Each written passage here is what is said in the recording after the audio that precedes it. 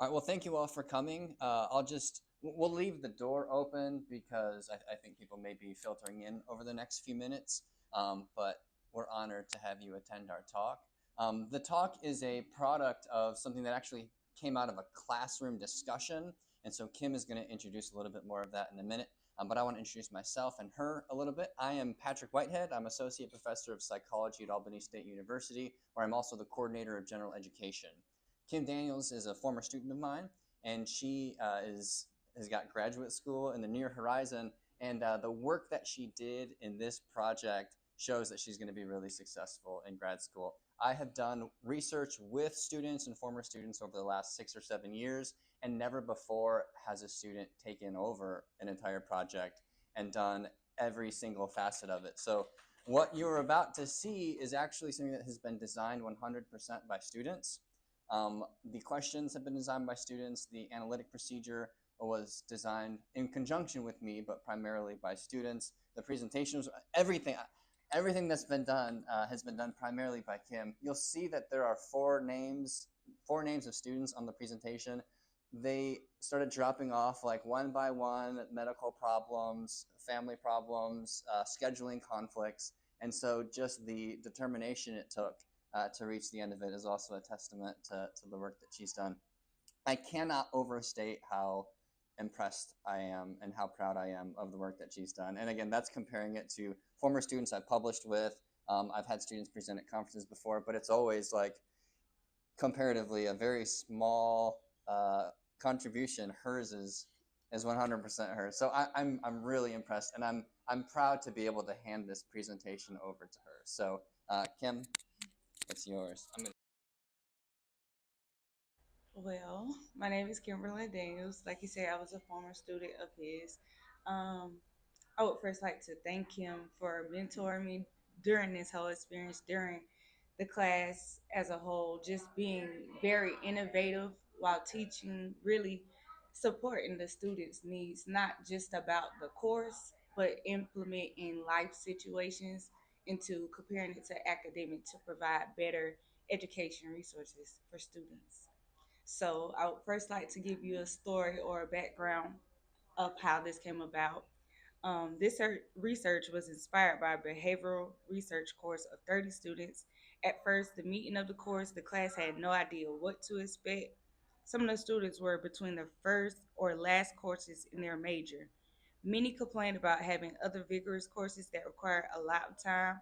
We were greeted by this professor who didn't match the stereotype with a collared shirt, slacks, and dress shoes. While he wore a formal outfit, his manner was relaxed as well. He greeted the class with a warm welcome and jumped straight into why he wouldn't be dictating our learning. Instead, he would let us lead while supporting our learning quest. This class was astonished by his perspective of teaching and learning. We were able to create our own learning objectives for the course that semester that were based on our academic and personal needs to be a successful student. The learning objectives consist of academic skills, self improvement skills, mental health skills, and what comes next for the student professionally. It was a different approach to learning, but it was beneficial. Students were comfortable expressing their concerns and needs to understand life and academics. Resources were provided for each learning objective, either from the professor or the student's previous experience.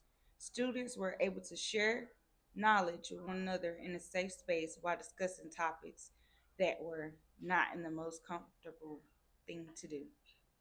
In the midst of all this empowering, we experienced a lot of tragic events happening at Albany State.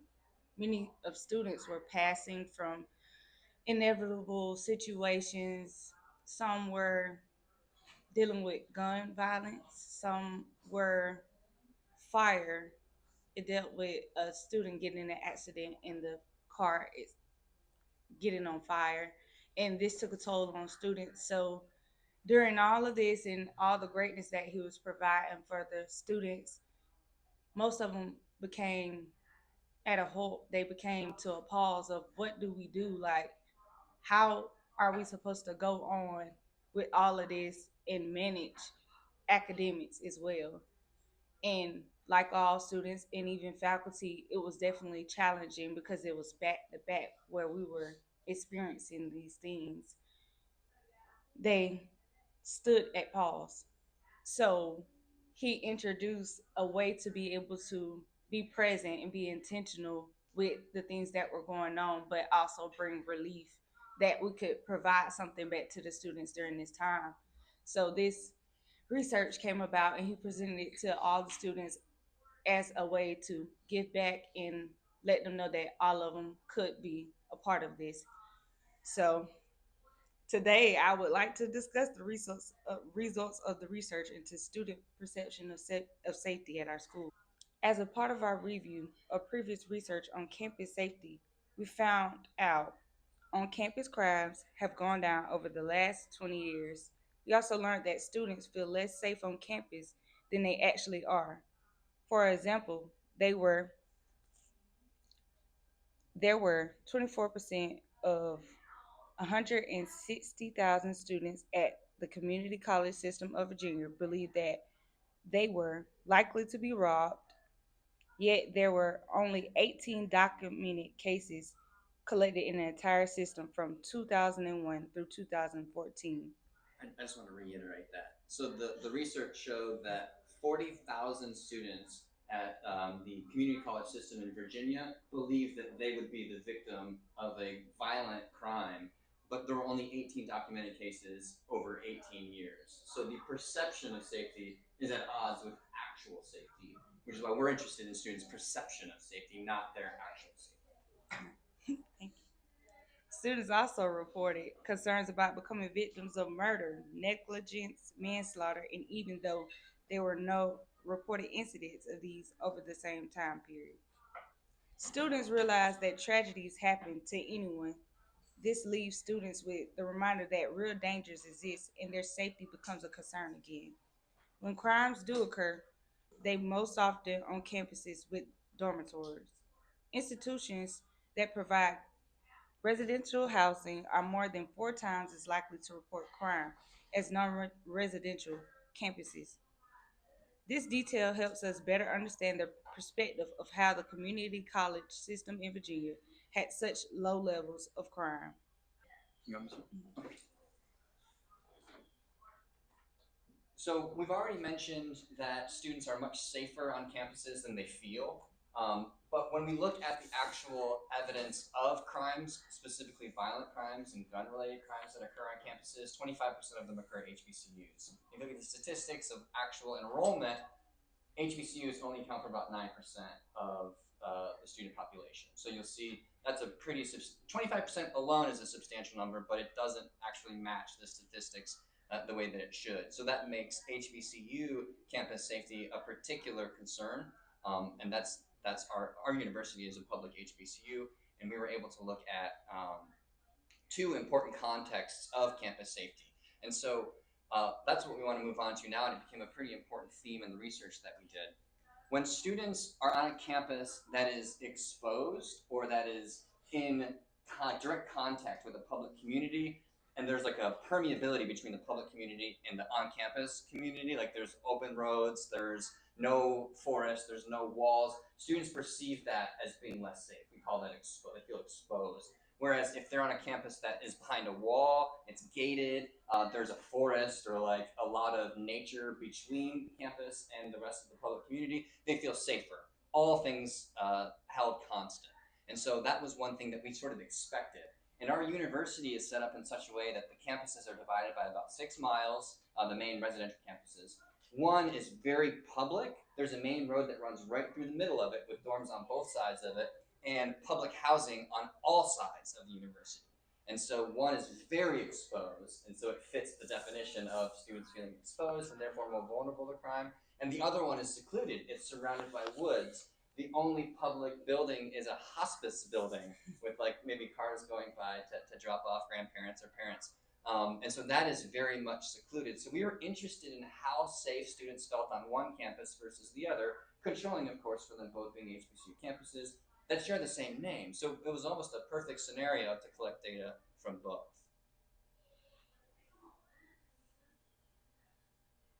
Oh, let me say one more thing about that last one. Okay, go ahead. Yeah, back it up. This was interesting. A meta-analysis of students at I think University of North Georgia and Georgia Perimeter was collected by a researcher in North Carolina just to look at HBCUs or look at primarily black institutions in Georgia to see whether or not students felt safe. In the Virginia Community College system, remember 25% of students felt like they would be victims of a violent crime. In the Georgia schools that were polled, 64% of students living on campus thought they would be a victim of a violent crime. So that is a substantial increase. They didn't control many variables. It was just kind of an open poll, but that statistic was so much higher that we wanted to include it. Sorry. Yeah, okay. Like he said earlier, Albany State has two campuses. One is located on the east side, and then the other is located on the west side of Albany. The main campus people consider is East Campus, and the way we took in to make our design, we just started with having a survey with six open-ended questions, and then we also had one liquor question that was scaled later on in the results. And then we also took the open-ended questions and created it into a Google Sheet spread to really look at the responses that were given to separate them in a category from exposure to seclusion. And you'll see that on the next slide. But he really is already explained in the previous slide that these are the things that we kind of found out from previous research to put with ours. And I also was able to go and use myself as a test instrument in a way to be able to see what the students had previously said in the survey to see what did they really experience. So I went on campus just to see if I was able to get on there easily. So it's a guard shack located on the east campus, well, the main campus. And in order to get in, you would have to provide identification. So when I went in, I was able to go just straight through because no one was located there at the time, the security that was supposed to be there. So I got on campus fairly easy. And that kind of made me alarmed because I'm just like, somebody's supposed to be there. But they weren't. It's your faces. I'm sorry. Okay. I do apologize. We work at the same university, sir. Oh, okay. Yes, I'm sorry.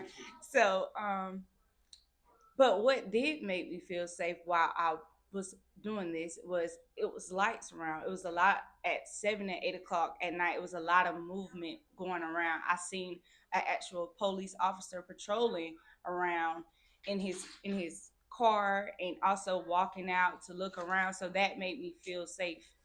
And on this next slide, this is the results from the liquor question that was given, and that's a question that was asked: how would you rate the sufficiency of campus security? And fairly, it averaged out to 2.95 out of 5. So these are the relevant factors that we were discussing earlier about what we found to make to know the difference between safe and unsafety in their own definition by their responses. So campus seclusion and exposure and visibility of campus security and resources kind of went along with that. And this is the Albany State's East Campus right here on my left, and this is the Albany State's West Campus on my Yeah, right. Okay, I'm just making sure. Sorry. Do you mind if I describe these? Okay, you definitely can. So this is the one that's exposed, and it's not zoomed out quite as far. And this is really brilliant. I think that she included these pictures so you can get a visual of what we're talking about. This road right here is a public road that runs right in between these residential halls and these residential halls. So students who go from these residential halls to classrooms here, or from these residential halls to classrooms here, pass right through this public building, and you can't see it, but on the other side of this parking lot is low income housing, and so it's jam packed with like apartments right in here. And for up until maybe 6 months ago, there was no fence in between the two, and so it was just like you parked essentially right across the street from low income housing. But the police department's right there too. Yeah, the police department is right here, this building there, and so it's very visible. And so if we went back to the previous slide, seclusion and exposure, and then visibility are the two main factors. So that's really brilliant. I'm not sure if that was part of the plan, but it's brilliant to put the police. Maybe it needs more signs. Over here, this is West Campus, and it's also residential. But you can see the dorms are back here, and they're surrounded by forests. And there is a public road, but it's a highway. People don't walk along that. People do walk along this road. So this is a highway with pretty fast traffic, and there's like an 8-foot fence in between it and this dorm, and the other dorms you can't even see from the road. So this is very secluded, and students talk about this campus as being like more of a university, like high-end apartments, and over here they describe it a little bit differently. So we just happen to have like the perfect comparison and control for and right now you can't even get in through one of those roads because they've blocked it off for construction. Yeah, that's true. Yeah. 6 miles. Between the campuses. 6 annoying miles because there's trains in between and school zones in between. So for the Albany State University side, which one was there first, the school or the low-income housing? That's a good question. I imagine the university was, however, it wasn't here. So if we go across that main street, the oldest part of the campus is 125-ish years old. It was 1904, I believe. And there's buildings back here, and they're all unoccupied because they're right next to a river that flooded in the 90s twice. And so they're actually, those buildings are condemned. Like nobody's in them. But these buildings here are pretty new, and those are since the low-income housing was there. But they're adding more, so it's not even on here. But there's more housing over here that they add on the other side. Okay, so the low-income housing was built next to it. You mentioned something, a statistic about how students feel safer with gates and, if they have, gates around that surround the university. But my question is, isn't there a false sense of security that some students have? And the reason I'm asking that, because we work at a university, Savannah State University, and there are gates, and you have to go through security. But if something happens, sometimes it can get sensationalized. So when an incident happens out there on that campus, it's like, well, nothing should have happened. But you don't know who someone is bringing on that campus, who's riding in the car with them. So that kind of interests me with it. That, kind of got my attention when you said that. Just to go back, the facial expression was something you said at home. So that's what that facial expression was about. I actually live in a gated community that people buy into because of that sense of security. But around Christmas time, kids get in anyways, and they're going to break into our cars looking for stuff because it's Christmas time and they're looking for stuff. So it doesn't really, offense is not a deterrent. It just leads to false sense of security and you being less safe because you're leaving things where they shouldn't be left. So I can see the same thing translating over into the school atmosphere because I see a forest and go, that's a place that bad person could hide. Yeah. Do you want to comment on that? I just want to reiterate that we are looking at students' perception of safety, which is, as we saw earlier, it doesn't map directly onto actual safety. And so were we interested in measuring actual safety, we would look at, since the guard tower has been put in, has crime gone down? We didn't look at that. We asked, with the guard tower there, do you feel any safer? Like that sort of question. And so we understand that students are very poor at assessing their actual safety. But when this study started, there was a series of tragedies, and students felt like, I'm afraid, like they were describing fears. So like, let's go into that. Let's try to understand where that's coming from. How could that be assuaged, and so on. And so we've got some suggestions about that. But one neat point she'll make at the end has to do with students' responsibility in their safety. So if we put up fences everywhere, and then do they start being careless? Yeah. And so what is their role in all of that? Y'all kind of already just dived into it before I got to it, but Sorry. it's okay. But based off this 2x2 matrix diagram right here, you can see. Okay. So this is a student right here with a response to some of the questions that we offered inside the survey, and we use this right here to actually determine what they were feeling. And these right here listed down would tell you exactly what their experience was. And so when she was, or he or she was asked, describe your safety as experienced on East Campus, they would say police and patrol is visible. That made them feel safe, that police are visible for them to know that they're being taken care of. And then we ask, describe your unsafety as an experience, as you experience it on the East Campus. They say that the doors are unlocked and they feel exposed to where threat can come in at any time.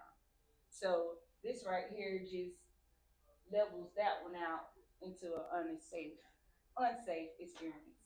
And then we have the same student as well on another side for the West Campus, just to show a difference between, okay, is it a difference between the East Campus, or is it a difference between the West, or is it both? I'm sorry. But as you see, when they were asked the first question, they said the doors on the campuses are locked and police are visible in patrol, and that provides them seclusion, knowing that, okay, there's someone here, everybody's watching us to make sure that we're okay, and the doors are locked, no one can get in. Which semester did you do this? This semester. This semester, Which buildings are locked? this is the students. Okay. Can't get to class because the doors are locked. That's the other thing we. Like in our building that I work in, there's, a front door, and then there's two side doors. Mhm. So they keep or three side doors. They keep three side doors locked, and they only keep Which the building front. are you in?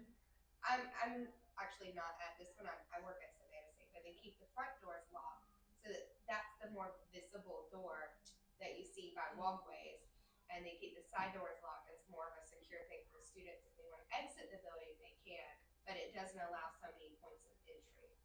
So maybe that's something similar that the students are saying here is not. I know they all keep our entries doors locked. are. I know those are very safe.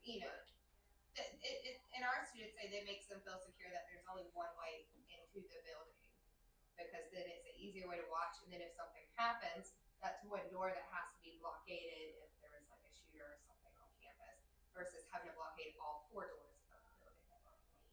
So maybe that's what they're saying is the doors are locked. Here, it's not necessarily all doors. It's just extras. Mm-hmm.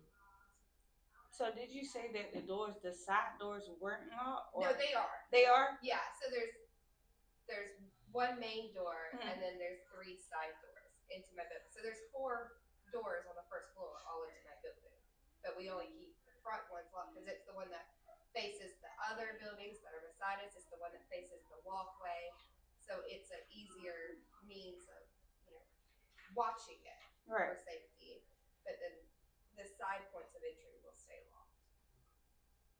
So maybe I would think that's what they're saying is, if they're saying the doors are locked and it's during the school time, maybe that's it.